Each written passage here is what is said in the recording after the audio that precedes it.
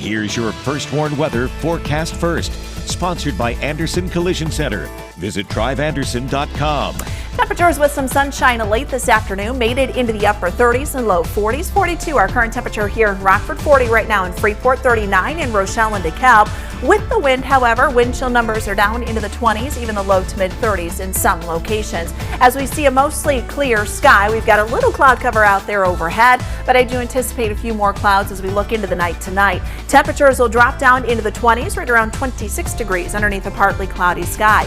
Dry tomorrow, little warmer, but we've got some rain to time out going into the weekend. A look at when to expect those first raindrops coming down in the first warn forecast a little later. Words can't even express my thoughts right now. This is a pretty painstaking event.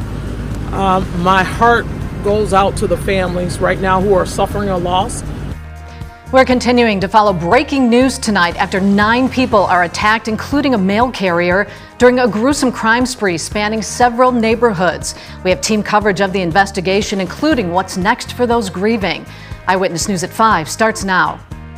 Live from WTVO 17, this is Eyewitness News at 5. Good evening. I'm Mimi Murphy. Thanks for joining us. 4 people are dead tonight after a suspect attacked and stabbed several people in a southeast Rockford neighborhood.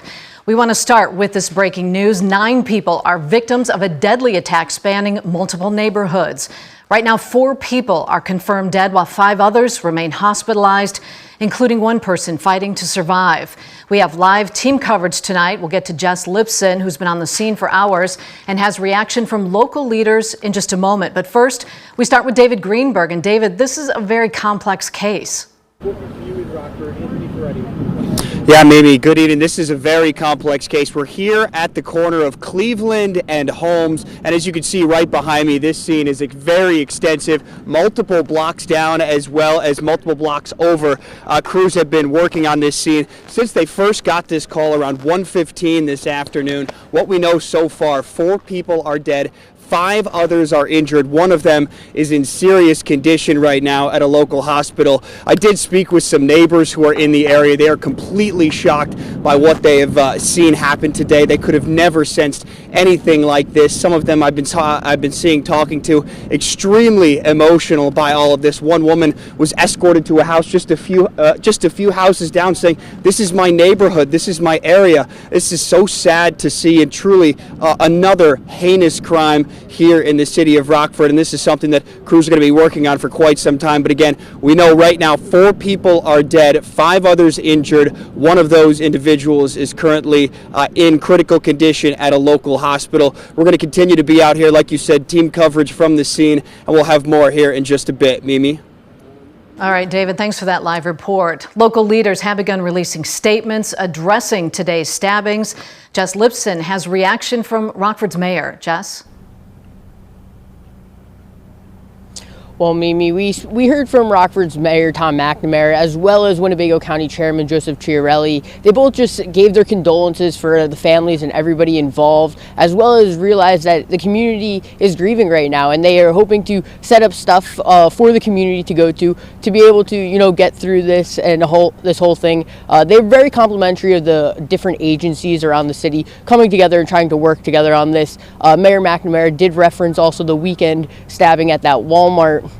And so just kind of talking about the ongoing violence and how he knows it needs to stop. And yeah, that's what we heard. So reporting in Rockford for your home team, I'm Jess Lipson. Back to you. All right, thanks, Jess. We do know police are still trying to piece together what all happened this afternoon. It spans across several neighborhoods on the southeast side. We do have the entire news conference with city and county leaders on our website, mystateline.com. We will continue to follow the story tonight. You can look for updates at 9 and 10. We have more breaking news for you tonight. Out of Ogle County, a mother pleads guilty to killing her young son. Natalie Burton Nathan was suffocated to death in 2021 in an Oregon home. His mother, Sarah Safrank, was arrested and charged. Today, she pled guilty to first-degree murder. Safrank faces up to 60 years in prison. She will be sentenced May 17th. The man accused of killing a young Rockford man inside a Walmart was back in court for the second time. Timothy Carter appeared in person this afternoon. He was there for a pretrial release hearing. The judge ruled he would be detained until his next court date. Emotions were high as family of the victim, Jason Jenkins, filled the courtroom. Some held up signs but were ordered to put them down. Rockford Mayor Tom McNamara was asked about the attack today. He says right now discussion should be centered around Jason's life. There'll be times for other discussions, but right now our focus really needs to be on Jason Jenkins. It needs to be on what an amazing young man he was. Someone, after having conversations with his family, having conversations with his pastor, Bishop Leonard James, we need to talk about him. Carter is due back in court April 9th. The city of Rockford and a local hospital come together to better combat domestic violence. Drea Baroni learned more about the program today. And Drea, there's a specific act they're targeting. Yeah, Mimi, the partnership with UW Health is all about getting medical professionals involved in treating acts of domestic violence.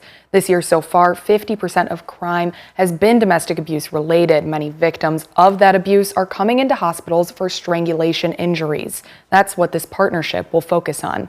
Jennifer Cachapalia with the Mayor's Office of Domestic and Community Violence Prevention says this is something victims really need.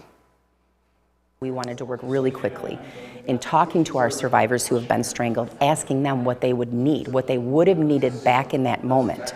And all of them have said, I needed medical support, long-term medical support.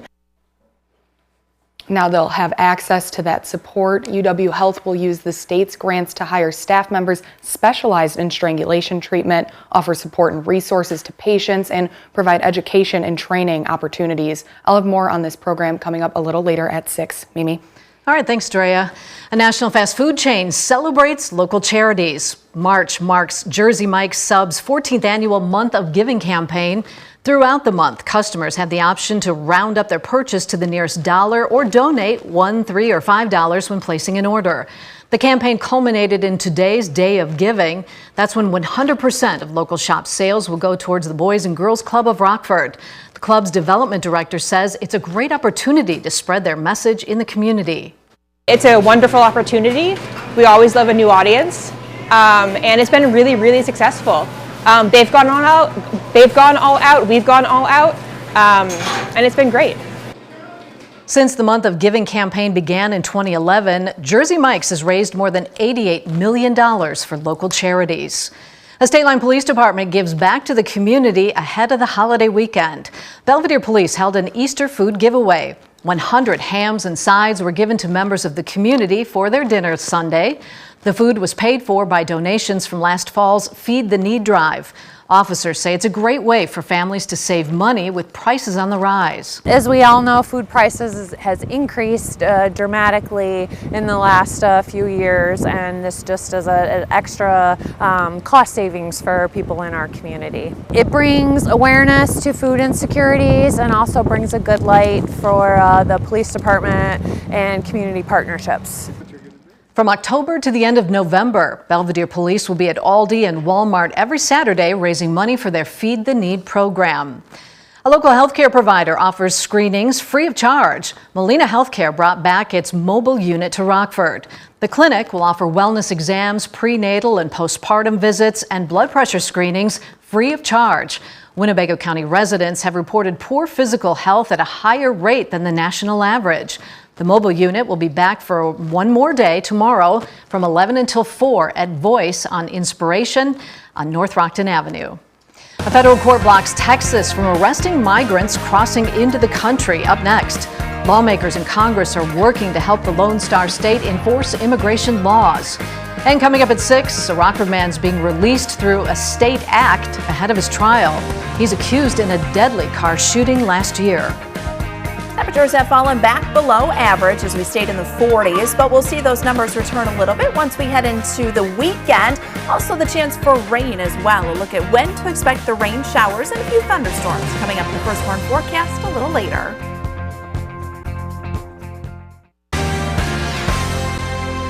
A federal court extends its order to stop Texas from arresting, jailing, and deporting migrants who illegally cross the southern border. Jesse Tenua reports on the latest ruling and the effort in Congress to overrule the courts.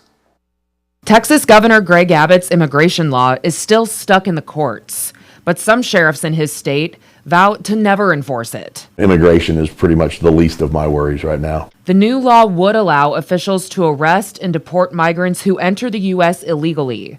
But Sheriff Mike Gleason says the law doesn't really make sense for departments like his who aren't right on the border. I have to see you cross the border illegally. So if I catch you up here on I-35, 200 counties into the state, and I didn't witness you, I can't even sign the warrant anyway. Gleason wants the state to focus on other crimes like drug and human trafficking that travel up from the border to his county near Austin. Texas is aggressively working to secure that border. But Tennessee Republican Senator Marsha Blackburn supports the Texas governor's efforts. Seeing the improvement in Eagle Pass was certainly instructive. Fresh off a trip to the border, Blackburn says state policies like barriers that aim to block migrants from entering the U.S. are working. Their numbers have dramatically decreased. Blackburn is sponsoring a bill that would empower border states to install temporary barriers on federal land. When you look at Eagle Pass, you see why that legislation should pass. But for now, Congress is still stalled on federal immigration policy. In Washington, I'm Jesse Tenor.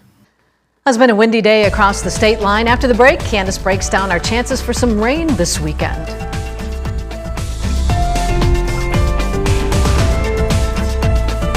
Now, your first warned weather forecast from Chief Meteorologist Candace King. Well, we have been dealing with the wind once again, although it hasn't been quite as strong as what it's been the last couple of days. You see the camera shaking just a bit as we take a live look with our SkyTrack camera here over Rochelle, looking to the northwest. It's also been nice to see some sunshine. We started our day off with plenty of cloud cover, but as some drier air has moved in and high pressure, that's allowed our skies to clear out and a little more sunshine to come through, bringing temperatures into the low 40s. Now, there are some clouds down to the southwest of us near the Iowa-Missouri border. That'll continue to press to the east here as we go through the night tonight. So we may actually see an increase in some of the cloud cover overnight, but we should stay dry as things are fairly quiet across much of the Midwest. Outside of the wind, that's really been the downfall to today, coming in from the west and southwest. Sustained winds 10 to 20 miles per hour. But again, we've had those gusts close to 30, so it has been another windy day. Wind speeds will come down just a bit, but both tonight and into tomorrow, winds will sit around 15 to 20 miles per hour. 42 our temperature in Rockford. We're at 40 in the Pretzel City, 39 right now in Galena, but feels like 29. So the wind chill factor has been there, so it's been a cooler late March afternoon. Now going into the weekend as we round out the end of the month, those temperatures will climb, but it also comes with a chance for some showers and a few thunderstorms. Those we'll talk about here in just a moment. 26 degrees for the night tonight. Windy evening, partly cloudy. Westerly wind stays with us into the afternoon tomorrow. Temperature tomorrow close to 50 as we see a mix of sun and clouds, maybe a little more cloud cover again tomorrow morning, and then clearing out some once we head into the afternoon. Here are the clouds that work in by tomorrow morning.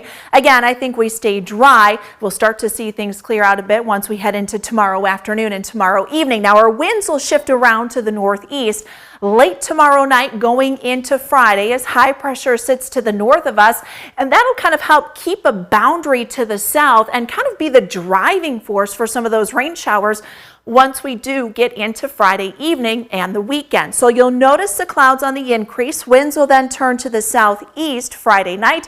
That pulls in the moisture. Boundary stays for the most part right now to our south. An area of low pressure will move along that once we get into Friday night and Saturday. So that could help push the temperature up close to 60 Saturday afternoon as we dry things out. But there will be a pretty decent temperature gradient from north to south, both into the weekend and then even going into next week. Now, as far as those rain chances are concerned, let's time that out going into the weekend. I think we'll really see that increase after sunset on Friday, more into Friday night and the overnight and very early Saturday. No severe weather expected with that, but there could be some heavier downpours.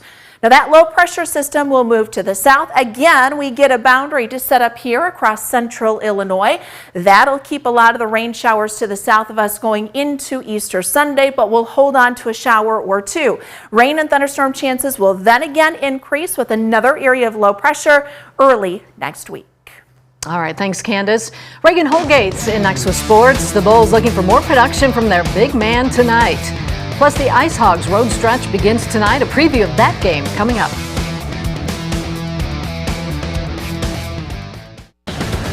Now, sports with Reagan Holgate. Well, the Bulls were again just one game away from a 500 record after beating Portland last Monday, but since then, all they've done is lose. 3 straight losses for Billy Donovan's squad, who are barely holding on to the 9 seed in the East as it is. And tonight they welcome a Pacers team who's closing out a road trip in which they are 3-1. These two teams last met 2 weeks ago. That's when DeMar DeRozan dropped 46 in an OT winner. The Bulls are 2-1 against Indy this season. Their lone loss came at the UC back in December, and Nikola Vucevic was out for that one. This morning, Vuce getting a healthy amount of shots up after shooting the ball only 5 times in Monday's loss to Washington, his lowest output of the season. I know it's not because they don't want to pass me the ball. I think it's just they don't see it, or sometimes, they have a guy pressuring them, or they don't feel comfortable the way I see my guy. So I don't get really frustrated with that much. It's part of the game. Like I said, everybody gets missed at times. I'm sure I miss people too as well. So I don't think too much of it.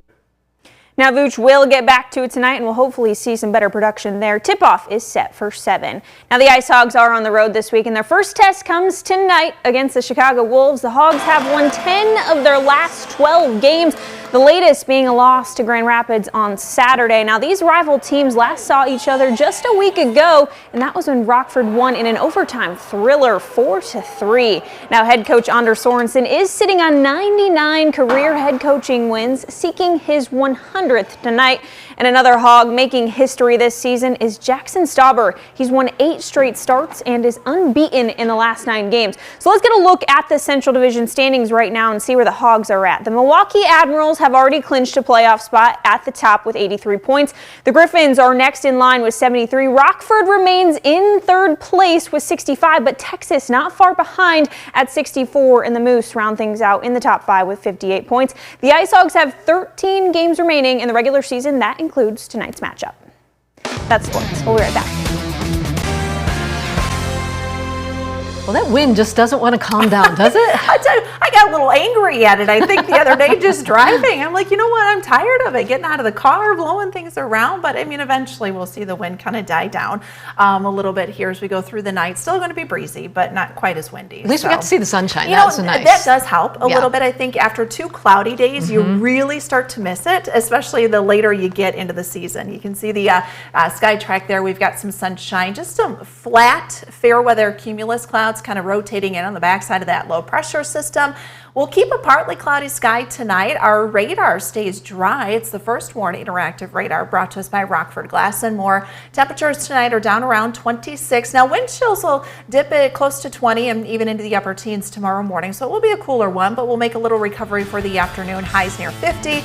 Look for some showers, a couple of thunderstorms late Friday into Saturday, and then again to start off next week. We'll keep an eye on that thunderstorm chance for Monday. All right. Thanks, Candace. And thanks so much for watching. Have a good evening.